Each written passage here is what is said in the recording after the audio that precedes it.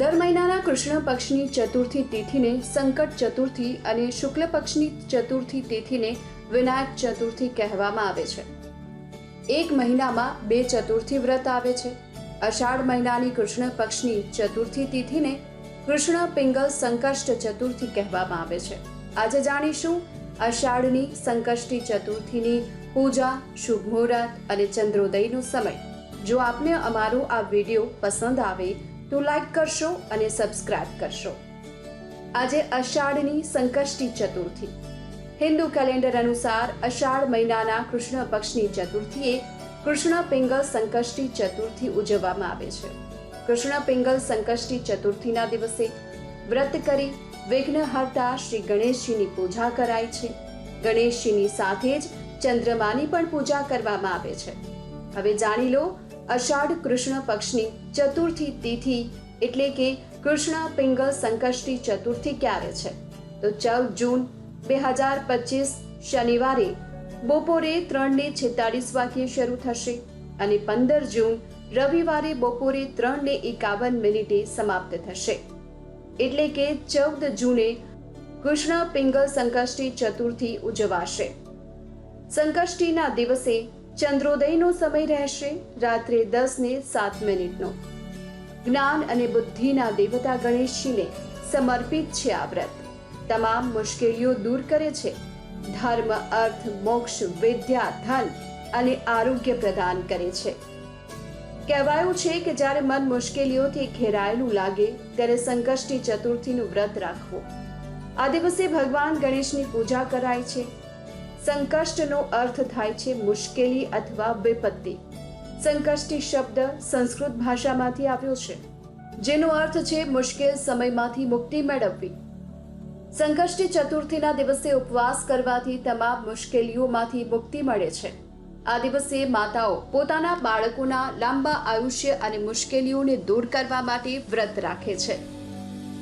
અષાઢ મહિનાના કૃષ્ણ પક્ષની ચતુર્થીના દિવસે ગજાનન ગણેશના કૃષ્ણ પિંગલ સ્વરૂપની પૂજા કરવાય છે.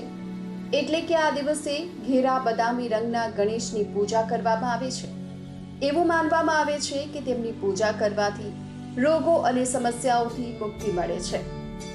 ગૌરી પુત્ર ગણેશ રિદ્ધિ, સિદ્ધિ અને બુદ્ધિના દેવતા ભગવાન ગણેશને પ્રસન્ન કરવા માટે.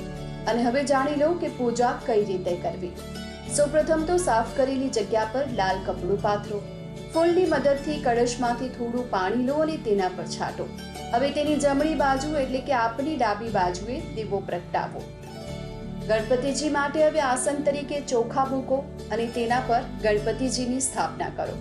હળદર, કુમકુમ, ચોખાથી ભગવાનને તિલક કરો, વસ્ત્રાર્પણ કરો, ધૂપ દીપ કરો, લાડુ, મોદક, ફળો અર્પણ કરો, દુર્વાથી પૂજા કરો. ગણેશજીની પૂજા 12 નામોથી કરવામાં આવે છે અને દરેક નામ બોલ્યા બાદ દુર્વા ચડાવો. પૂજા પૂર્ણ થયા બાદ મોદકનો પણ ભોગ અર્પણ કરો અને જો બને તો આખો દિવસ ઓમ ગણ ગણપતે નમઃનો જાપ કરી શકો છો. અને જ્યારે રાત્રે ચંદ્ર ઉગે ત્યારે પંચોપચારથી ચંદ્રદેવની પૂજા કરો અને કળશમાં પાણી અને દૂધ ભેળવી ચંદ્રને અર્ઘ્ય અર્પણ કરો.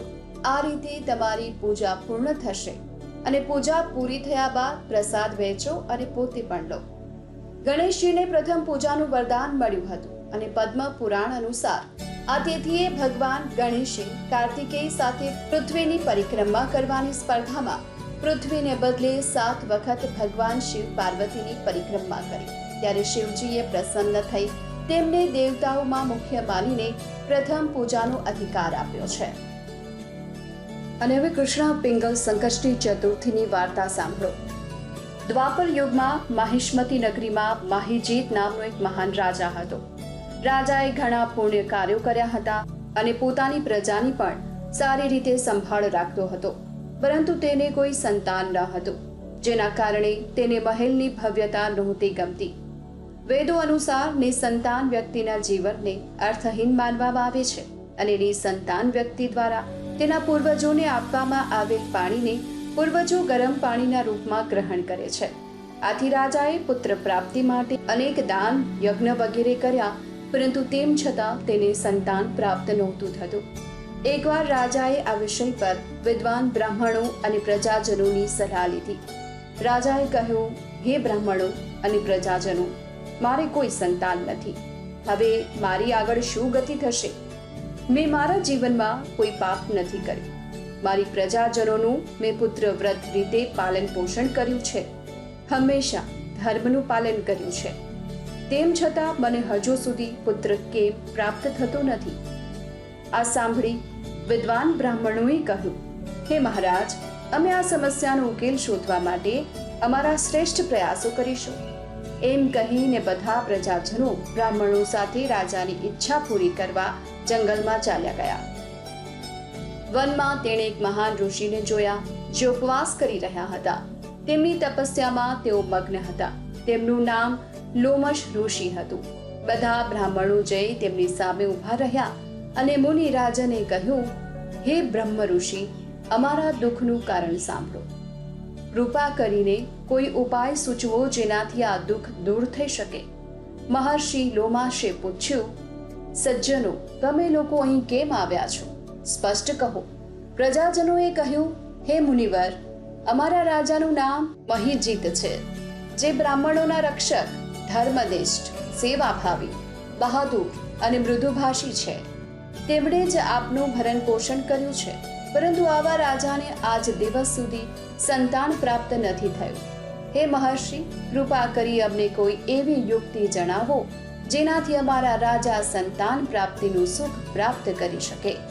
કારણ કે આવા રાજાને સંતાન ન થવું એ ખૂબ જ દુઃખની વાત છે. પ્રજાજનોની વાત સાંભળ્યા બાદ મહર્ષિ લોમશે કહ્યું, હું તમને સંકટનાશન વ્રત વિશે કહું છું. આ વ્રત નિસંતાનને સંતાન અને ગરીબોને ધન આપે છે.